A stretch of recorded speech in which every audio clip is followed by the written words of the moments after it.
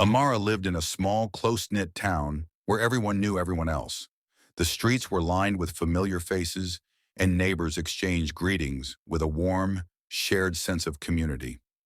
Despite the sense of belonging, Amara had always felt like an outsider. The town, as inviting as it seemed, couldn't shield her from the sharp sting of rejection she experienced every day. The reason was painfully simple: the scar that ran down her left cheek and across her neck, a jagged reminder of a childhood accident. It was a scar that, no matter how hard she tried to hide it, remained visible for all to see. The accident had occurred when Amara was just 5 years old. Her mother had been driving the family home when another vehicle collided with them, causing a horrific crash. Her mother didn't survive the impact, and Amara was left with both physical and emotional wounds.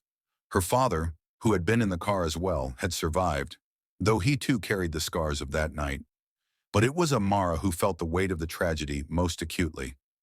As she grew older, her father's words became a constant mantra: "Beauty is in the heart."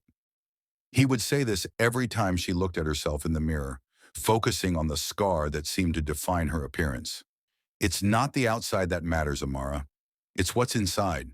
The world can't see your heart, but I know what it is. And that's what makes you beautiful."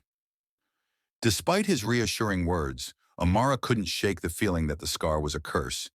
It made her different in a world that valued outward beauty.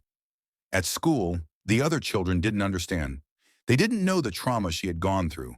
All they saw was the scar. She tried to walk with confidence, to smile as if nothing bothered her, but every glance, every whisper, every mocking laugh felt like a sharp jab to her heart. She couldn't comprehend why people were so focused on her appearance. Why did they only see the scar and not the person behind it? Why couldn't they see that she was more than just her physical appearance? These questions plagued her, but no answers seemed forthcoming. Her father's love and kindness helped, but they weren't enough to shield her from the cruelty of the world outside their home. Despite her pain, Amara learned to live with it. She buried her doubts deep inside and tried to focus on the positive: her education, her love for reading, the small moments of joy she found in the simplicity of life. But as she entered her teenage years, the bullying grew worse. It wasn't just the kids in her class anymore. It was the whole school. And as the bullying intensified, Amara began to wonder if she would ever be able to escape the constant cycle of hurt and rejection. Kwame was everything Amara wasn't. He was popular, confident, handsome, and came from a wealthy family. He was the kind of boy who was always surrounded by friends and adored by the girls in their school. He had the kind of charm that made people gravitate toward him, and for the most part, he used it to his advantage. From the moment he first laid eyes on Amara, he saw an opportunity, a target. Her scar, something she carried with such shame, became his source of amusement. He would mock her openly, calling her monster, freak, and dirty Amara, taunting her every chance he got. His friends laughed along with him, and the entire school seemed to join in, making her the object of ridicule. Kwame's insults were more than just words. They were weapons that dug deep into Amara's heart. Each time he called her a name, it was as if a piece of her soul withered away. She tried to ignore him at first, hoping that if she acted unfazed, the teasing would eventually stop. But it didn't. It only got worse. Kwame's words followed her wherever she went, on the way to class, in the hallways, and even during lunch. There was no escape from the cruelty that he and his friends subjected her to. What hurt the most was how people around her seemed to accept Kwame's behavior. They would laugh, some even encouraging him, adding to the chorus of mockery. Amara began to feel like she was invisible, trapped in a world where the only thing people saw was her scar. She wondered why her classmates couldn't see beyond the surface, couldn't see her for who she truly was. The weight of rejection grew heavier, and each day felt like a struggle just to get through. Despite all the pain, Amara clung to her father's words. "Beauty is in the heart," he would tell her. But how could she believe that when everyone around her seemed to think she was ugly on the outside? She was lost, unsure of how to face each new day with the same hope she once had. It was a typical school day when Amara decided to treat herself to something special. She had saved up some money over the past few weeks and was excited to finally buy her favorite lunch: fried rice and chicken from the food stand outside the school. It was her small way of finding joy in an otherwise painful day. As she sat down in the cafeteria, she took a deep breath, savoring the warmth of the meal in front of her. For a brief moment, she allowed herself to forget the cruel taunts, to enjoy something that made her feel normal. But her moment of peace was short-lived. As she took a bite of her meal, she noticed Kwame and his friends approaching her table. The usual smug look was on his face, and Amara's stomach dropped. She had hoped for a quiet lunch, but it seemed that hope was futile. Without warning, Kwame grabbed her water bottle and knocked it over, spilling the contents across her lunch.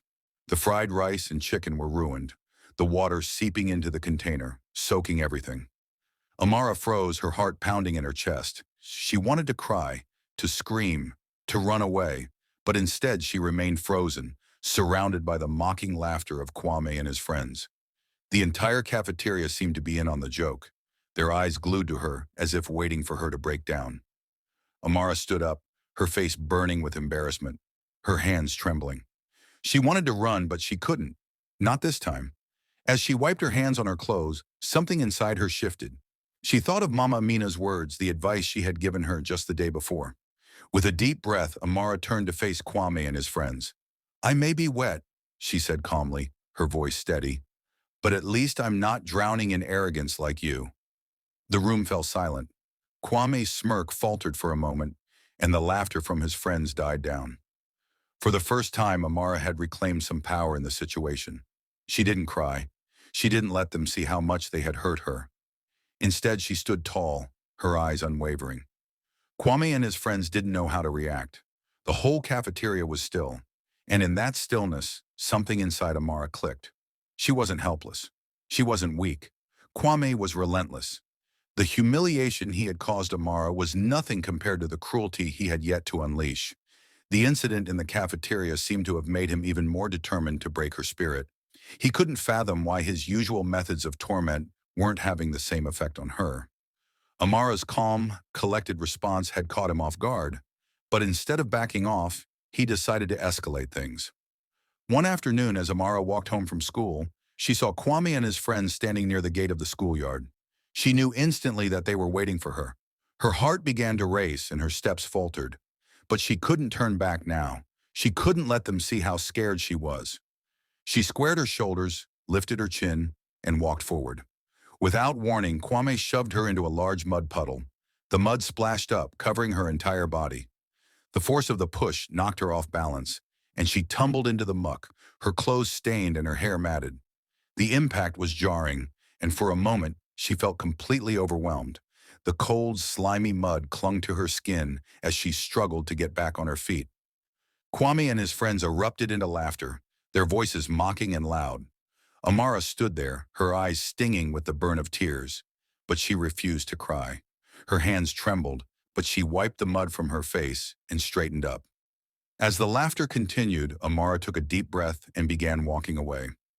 Each step felt like a small victory. She didn't break down. She didn't let them see how much their cruelty had hurt her. Inside, though, a small part of her shattered. It was becoming harder to pretend that everything was okay. The weight of the bullying was starting to take its toll, and the loneliness she felt was suffocating. But she couldn't give in. If she gave up now, the bullies would win. They would break her, and she refused to let that happen. That evening after the mud incident, Amara found herself sitting behind the school building, hidden from view. Her body ached from the humiliation, her clothes weighed down by the mud, and her heart felt as heavy as ever. She couldn't remember the last time she'd felt so utterly defeated. The tears she had been holding back all day finally escaped, streaming down her face as she sat there in the silence. It was then that she heard a gentle voice calling her name. Looking up, she saw Mama Amina approaching her. The kind school cleaner had always been a quiet, comforting presence in her life, someone who saw beyond the surface and recognized the strength Amara held within. Mama Amina had noticed the bruises on Amara's soul long before the rest of the world did. She had seen the toll the bullying was taking on her and had always made a point to speak with her whenever she could. "Amara," Mama Amina said softly, sitting down beside her. "Why are you hiding back here all alone? You should never be alone when your heart is hurting." Amara sniffled and wiped her eyes, feeling embarrassed. "It's too much, Mama Amina. I can't take it anymore. Every day they make fun of me. Every day they remind me that I'm different, that I'm ugly. I don't know how much longer I can pretend it doesn't hurt. Mama Amina gave her a warm smile and placed a comforting hand on her shoulder. Child, the world may not see your worth, but I do. The scar you carry is nothing compared to the strength inside you. You have a heart that's pure, a heart that's full of love and kindness. Don't let anyone make you think that's not beautiful. She then handed Amara a small jar of ointment. This ointment is something I've carried with me for years. My grandmother gave it to me when I was young, and now I'm passing it on to you. It's more than just a balm for your skin, it's a balm for your heart. Use it and remember to say thank you when others insult you. When you do, you'll see that the world will change, and the bullies will face the consequences of their actions. Amara looked at the jar with confusion, but there was something comforting in Mama Amina's words. For the first time in a long while, she felt like there was a way out of the darkness. She took the jar and nodded, unsure of how this small gesture could change anything but willing to give it a try. The next day, Amara walked into school with the jar of ointment tucked into her bag. She wasn't sure how Mama Amina's advice would work, but she had nothing to lose. She had endured so much already, and maybe, just maybe, this could be her chance to take back some control. As she sat in the cafeteria, the familiar sight of Kwame and his friends approached. They started making their usual snide remarks, calling her names and laughing at her. For a moment, Amara felt her heart race, the old fear creeping up on her. But then she remembered Mama Amina's words. Taking a deep breath, Amara looked Kwame in the eye and calmly said, "Thank you." Kwame stopped mid-sentence, his smug smile faltering. His friends exchanged confused glances. For a moment, there was a stunned silence. It wasn't the response they were expecting. Amara had always been the victim, the one they could easily provoke. But now she wasn't playing along with their game. "Thank you," Amara repeated, her voice steady. Kwame and his friends didn't know how to respond. The usual laughter didn't come. The dynamic had shifted, and they couldn't quite figure out why. Amara felt a small but powerful shift within herself too.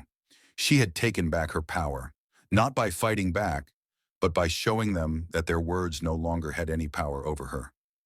Kwame, now unsure of how to proceed, glanced around. The students who had once laughed at Amara were now silent, observing the situation with curiosity. There was no mockery in the air. Amara had reclaimed her dignity, and in doing so, she had earned the respect of her peers. In the weeks that followed, something strange began to happen. Kwame, who had once been the picture of health and confidence, suddenly fell ill. It started with a persistent cough, but soon he grew weaker and weaker. His energy drained, and he found himself bedridden, unable to speak or move. His parents were frantic, seeking help from doctors, herbalists, and even local pastors, but no one seemed able to cure him. Desperate, Kwame's mother went to see an old woman who lived at the edge of the market. The woman, known for her wisdom, listened carefully to Kwame's condition and then spoke in hushed tones. "Your son has offended a powerful girl, a girl named Amara. He must seek her forgiveness if he is to be healed. Only then will his health improve." At first, Kwame's mother dismissed the old woman's words as mere superstition, but when every other remedy failed and her son's condition worsened, she began to reconsider. With no other options left, she went to Amara's father and begged for his forgiveness on behalf of her son. Amara, though conflicted, felt a stirring in her heart. The bullying, the torment, everything she had endured came rushing back to her. She had every right to feel anger and resentment, and yet in the quiet of her heart, she knew that holding on to that anger wouldn't bring her peace. It would only hold her captive to the past. After much reflection, Amara made her decision. She would forgive Kwame, but only on one condition. He had to leave the school and never bully anyone again. It wasn't about being kind for the sake of it. It was about taking control of her own peace and letting go of the hurt that had weighed her down for so long. When Kwame's parents arrived asking for forgiveness, Amara stood firm. She spoke to them with a quiet strength. "I forgive him, but he must leave this school. He must understand the consequences of his actions. No one should be allowed to hurt others like he has hurt me." Kwame's parents agreed, and the moment Amara gave her forgiveness, a change began to take place. Within days, Kwame's health began to improve. His symptoms vanished, and he was soon back to his old self, though now quieter, humbler, and forever changed by the experience. Kwame never returned to school. His parents transferred him to another town, and he never bullied anyone again. The school, once a place of torment for Amara, had now become a space where she was respected. Her peers no longer saw her as a victim. They saw her for the strong, kind, and resilient person she had become. Amara had learned the power of forgiveness, not just for Kwame's sake, but for her own. Through her own strength and the wisdom of Mama Amina, she had discovered that true beauty comes from within. The scar on her face remained, but it no longer defined her. Amara had become the girl she was always meant to be. Strong,